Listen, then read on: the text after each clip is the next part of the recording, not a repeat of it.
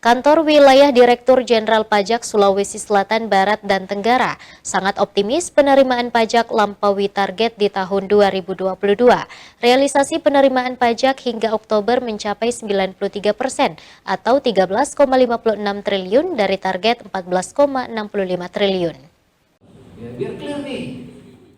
Kepala Kantor Wilayah Direktorat Jenderal Pajak Sulawesi Selatan, Barat, dan Tenggara sangat optimis penerimaan pajak sangat optimis lampaui target di tahun 2022.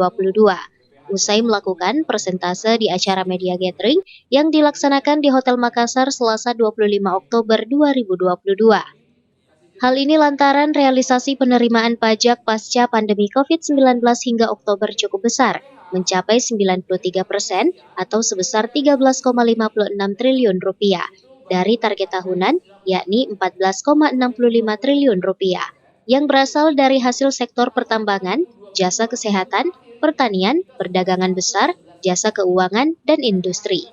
Menurut catatannya, pertumbuhan tahun ini cukup tinggi, dengan mampu tumbuh mencapai 36,10%, melebihi pencapaian target tahun 2021 lalu. Target kita di sekarang ini adalah 1.487. 1000 maaf itu nasional. 14 triliun 687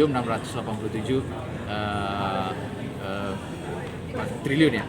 14 triliun, 6 miliar ya, 14,6 triliun. Nah, itu hari ini sudah 13,6 juga. Kita kurang kira-kira 1 triliun lah. Udah kurang 1 triliun. Nah, kalau kita hitung-hitung dengan pembayaran rutin ya dapatlah kalau per hari itu sekitar 20 miliar, 23 miliar. Sebulan kita kan bisa sekitar 600 500 ya. Dapatlah 500 2 bulan dah 1 triliun, insyaallah 110.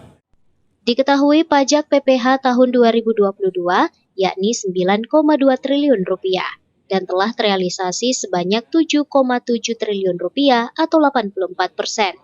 Sedangkan PPN dan PPNBM yang ditargetkan 5,05 triliun mampu direalisasikan 5,5 triliun atau 111%. Serta PBBPS mampu terrealisasi 149 miliar rupiah atau 78%. Dengan target 181 miliar rupiah. Rusma Wandirara, Selebes TV. Yang dilakukan oleh Kanwil DJ. Pak Kanwil yang saya hormati, sebelum